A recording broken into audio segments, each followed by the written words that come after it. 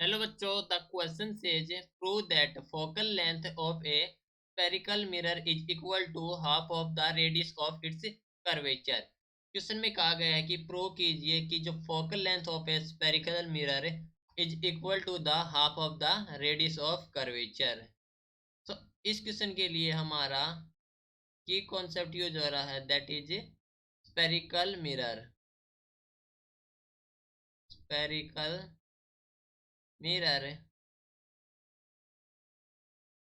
के हमें प्रूव करना है कि जो फोकल लेंथ है of spherical mirror is equal to the half of the radius of curvature. Okay, तो फर्स्ट ऑफ ऑल ड्रा करते हैं diagram for understanding better concept. तो हमारे पास है एक spherical concave mirror,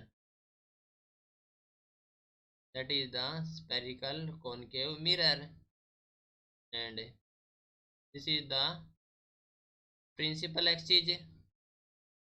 O is the point जहाँ पर है पोल।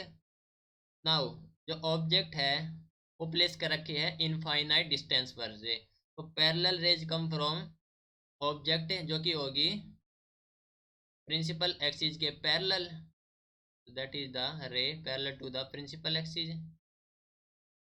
ओके, नाउ ये पास होगी फोकस से, that is the point focus F passing through the focus. Now इन दोनों रेज को एक थर्ड रे क्या करेगी, बाइसेक्ट करेगी दिस एंगल को, जो कि पास होगी सेंटर ऑफ कर्वेचर से, that is the C centre of curvature. Now तो जो एंगल बन रहा है सेंटर ऑफ कर्वेचर के बीच, that is the angle theta. Here the angle is theta and angle बन रहा है यहाँ पर, दैट इज 2 थीटा। क्लियर? तो ड्रॉ करेंगे परपेंडिकुलर, तो that is the perpendicular, and यहाँ पर पॉइंट हो जाएगा, इसे डिनोट करते हैं एम से। P is the this point, यहाँ पर एंगल बन रहा है theta and theta. Clear? F is the focus, C is the centre of curvature. So distance कितनी हो जाएगी फ्रॉम ओ से C, that is R radius of curvature, and F है या एफ से ओ तक की distance, that is small F focal length. Okay, so now हमें प्रूव करना है F is equal to R by two. तो in triangle P M C, triangle लेके चलते हैं हम P M C. P M C कौन सी ट्राइंगल है, दैट इज द लार्ज वाली ट्राइंगल है। तो यहाँ पर टेंजेंट थीटा क्या हो जाएगा, tangent theta that is perpendicular upon base है। अब परपेंडिकुलर दैट इज परपेंडिकुलर हमारे पास P M upon base, that is M C. Now which is equal to the P M and distance is M C. M से लेकर C तक की distance, that is R radius of curvature है, तो ये हो जाएगा हमारे पास are.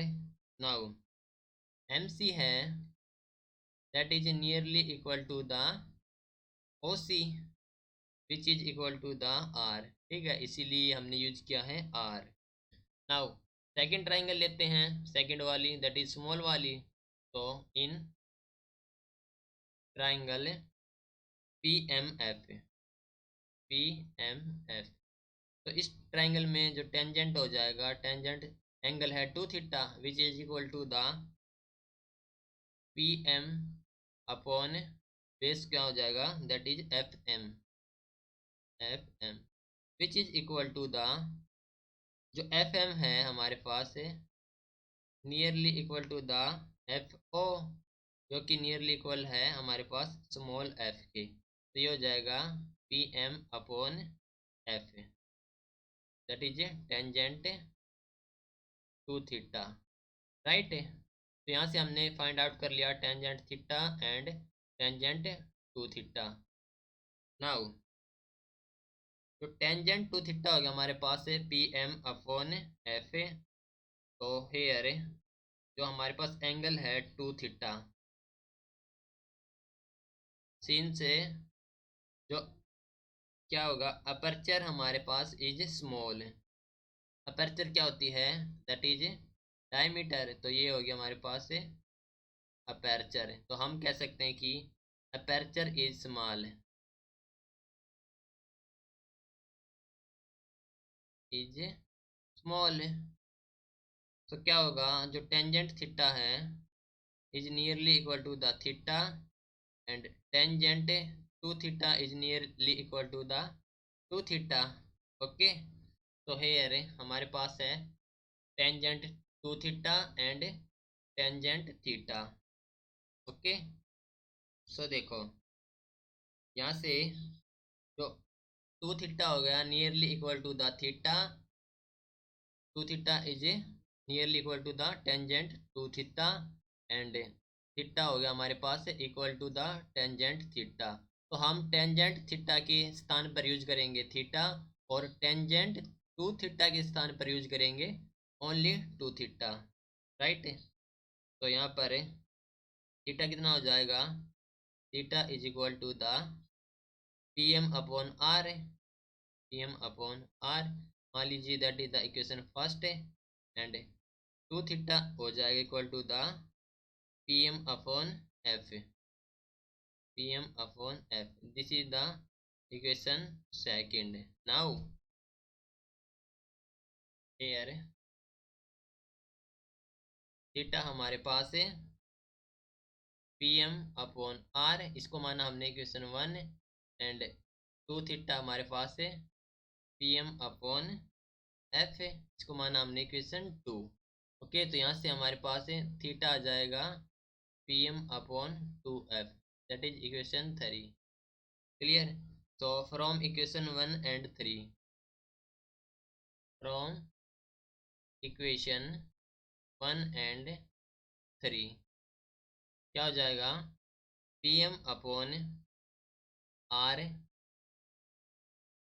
Is equal to the P M upon two F है कि एम से एम कैंसिल आउट हो गया हमारे पास से, तो एम से एम कैंसिल आउट है और पी से पी कैंसिल आउट है, तो ये बच गया हमारे पास से one upon R is equal to one upon two F है। और हेयर जो एफ हो जाएगा that is two F is equal to R and F is R by to.